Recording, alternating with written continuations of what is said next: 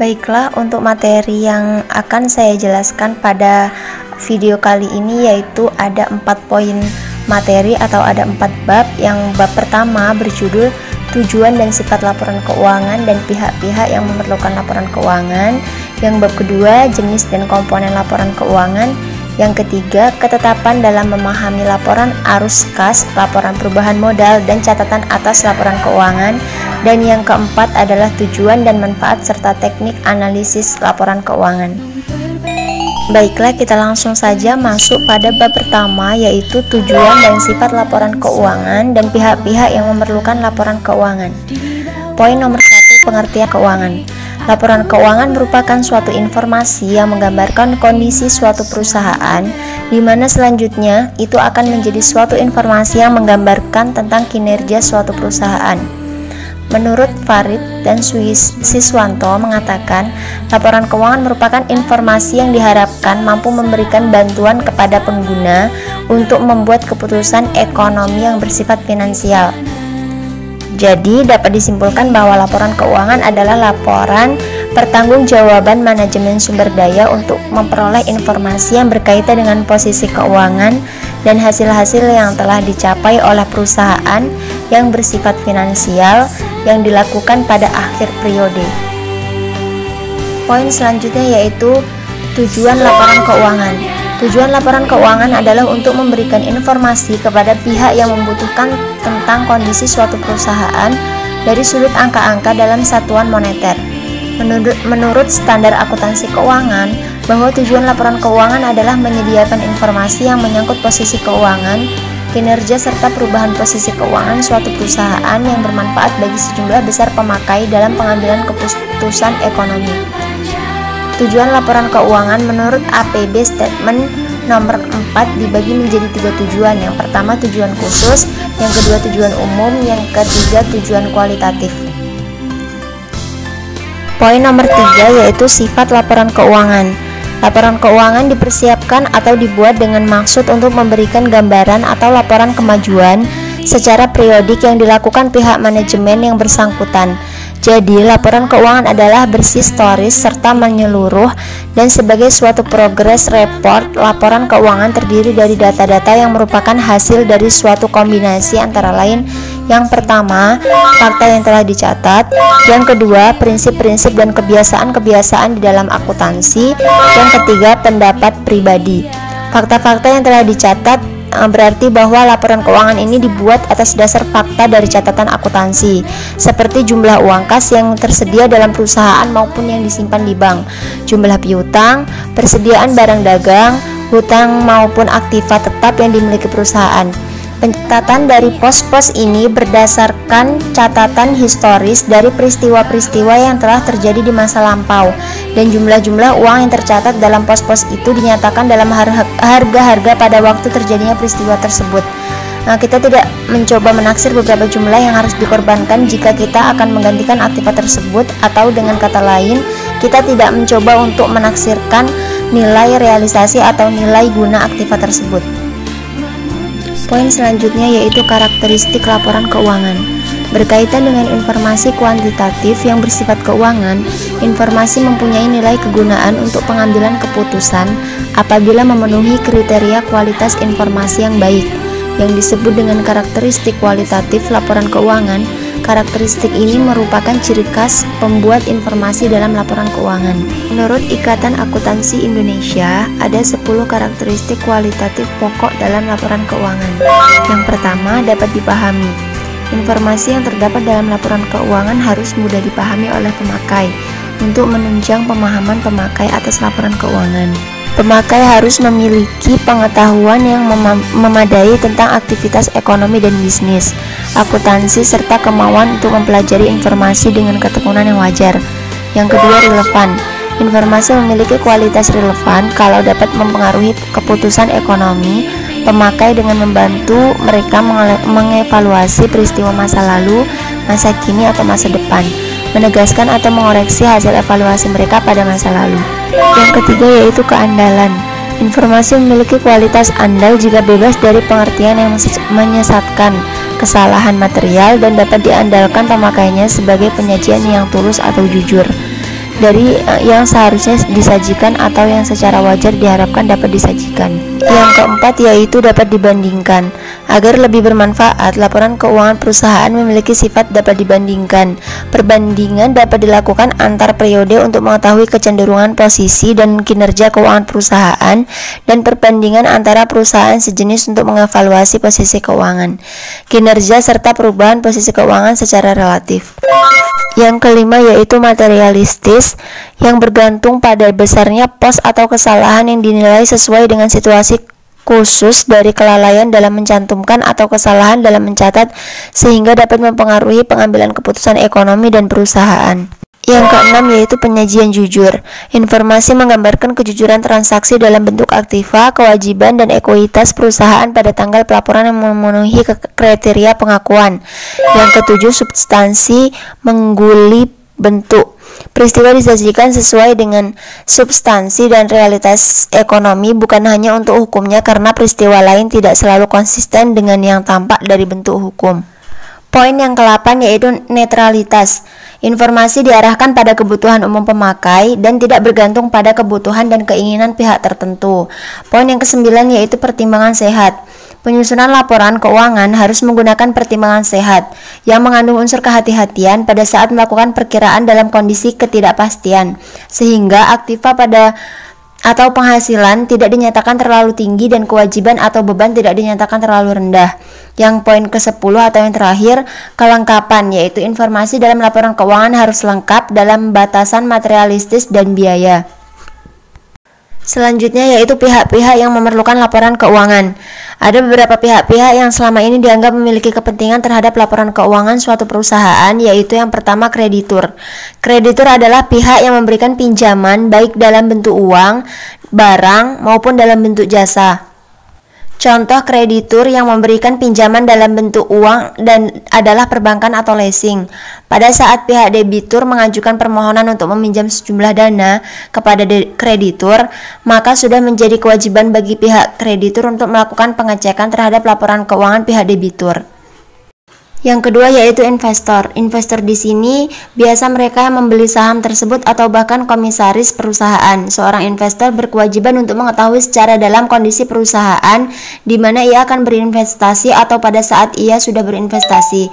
Karena dengan memahami laporan keuangan perusahaan tersebut, artinya ia akan mengetahui berbagai informasi keuangan perusahaan. Selanjutnya yaitu akuntan publik. Akuntan publik adalah mereka yang ditugaskan untuk melakukan audit pada sebuah perusahaan.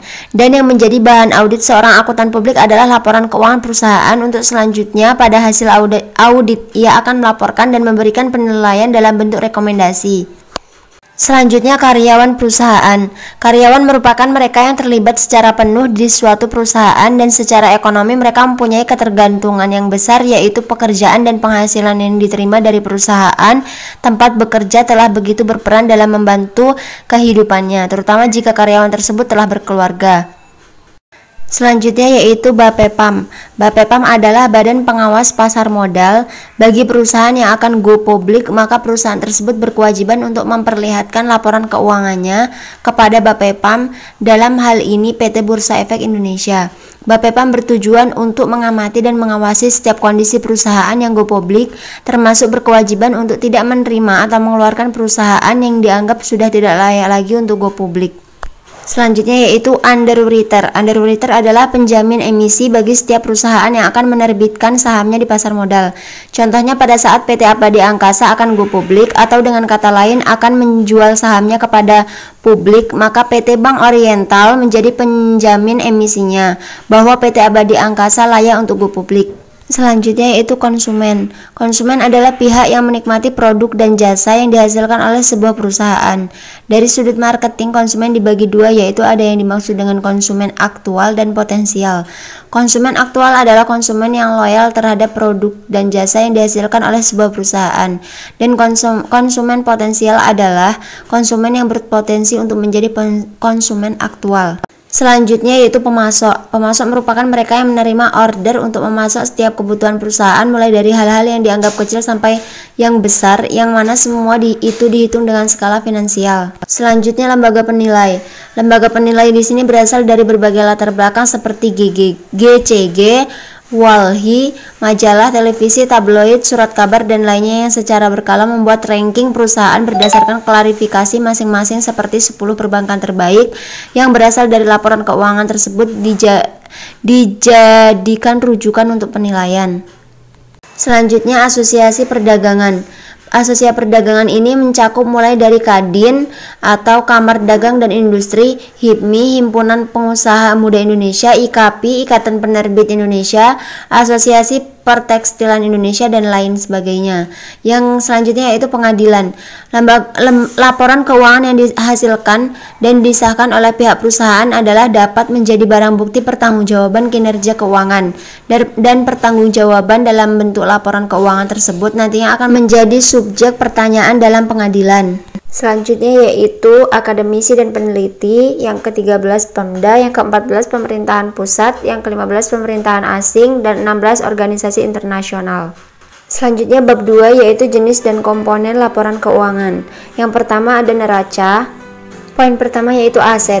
IAI mendefinisikan aset sebagai sumber daya yang dikuasai oleh perusahaan sebagai akibat dari peristiwa masa lalu dan manfaat ekonomi pada masa depan yang diharapkan akan diperoleh perusahaan.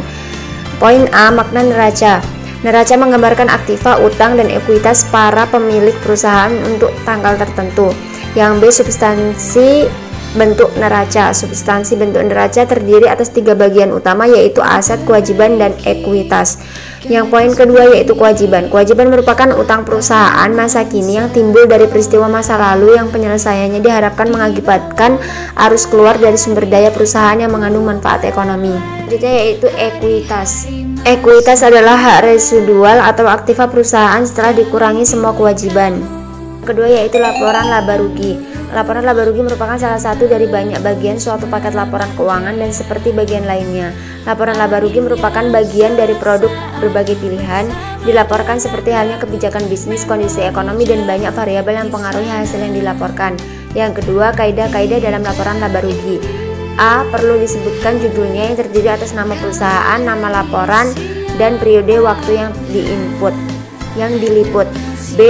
Perlu diungkapkan semua sumber penghasilan dan berbagai ongkos dan biaya yang timbul sehubungan dengan usaha pokok atau usaha utama perusahaan.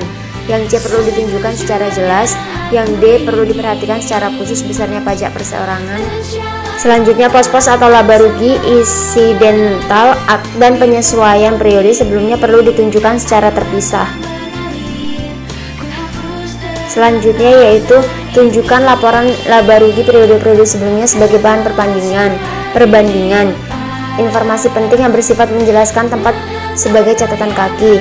Yang ketiga, unsur-unsur laporan laba rugi. Secara umum, unsur-unsur yang terkandung dalam laporan laba rugi adalah sebagai berikut. Yang pertama, penjualan. Yang kedua, harga pokok penjualan. 3, depresiasi. 4, bunga. Yang E, pendapatan sebelum pajak. Yang 4, pajak. Laba setelah pajak. Selanjutnya bab yang ketiga yaitu ketetapan dalam memahami laporan arus kas, laporan perubahan modal, dan catatan atas laporan keuangan. Yang pertama, laporan arus kas. Pengertian laporan arus kas merupakan alat pengukur dari setiap aktivitas pembiayaan dalam kegiatan pertukaran barang dan jasa. Yang B, kegunaan dan tujuan laporan arus kas. Kegunaan arus kas dalam PSAK nomor 2 disebutkan bahwa jika laporan arus kas digunakan dalam kaitannya dengan laporan keuangan yang lain, laporan arus kas dapat memberikan informasi yang memungkinkan para pemakai untuk mengevaluasi perubahan dalam aktiva, bersih perusahaan, struktur keuangan termasuk likuiditas dan solvabilitas. Selanjutnya yaitu penggolongan kas dalam arus kas. Dalam penyajiannya, laporan arus kas ini memisahkan transaksi berkaitan dengan kas dalam 3 kategori, yaitu yang pertama arus kas dari aktivitas operasi, yang kedua arus kas dari aktivitas investasi, dan yang ketiga arus kas dari aktivitas pendanaan. Selanjutnya yaitu laporan perubahan modal. Laporan perubahan modal adalah laporan yang menyajikan perubahan posisi modal perusahaan. Selanjutnya yaitu bab 4, tujuan dan manfaat serta teknik analisis laporan keuangan. Yang pertama, tujuan dan manfaat analisis laporan keuangan. Analisis laporan keuangan dilakukan untuk tujuan yang pertama mengetahui perubahan posisi keuangan, yang kedua mengetahui kelemahan dan kekuatan yang dimiliki oleh perusahaan, yang ketiga mengetahui langkah-langkah perbaikan yang perlu dilakukan ke depan yang berkaitan dengan posisi keuangan saat ini, yang keempat melakukan penilaian atau evaluasi kinerja manajemen ke depan adanya penyegaran atau tidak karena dianggap berhasil atau gagal. selanjutnya yaitu teknik analisis laporan keuangan, antara lain sebagai berikut. Yang pertama, teknik analisis rasio adalah bentuk dan teknik analisis laporan keuangan yang dilakukan dengan cara membandingkan pos-pos laporan keuangan. Yang kedua yaitu teknik analisis perbandingan, yaitu teknik analisis dengan cara membandingkan laporan keuangan untuk 2 periode atau lebih. Dan yang ketiga yaitu teknik analisis kecenderungan, yaitu teknis analisis untuk mengetahui tendensi keadaan keuangan menunjukkan perubahan naik atau mengalami penurunan. Yang keempat, teknik penyederhanaan laporan keuangan. Untuk mengetahui posisi relatif suatu rekening dalam laporan keuangan diperlukan teknik penyederhanaan, yaitu sebagai berikut. Yang pertama, teknik analisis common size. Yang kedua, teknik analisis indeks.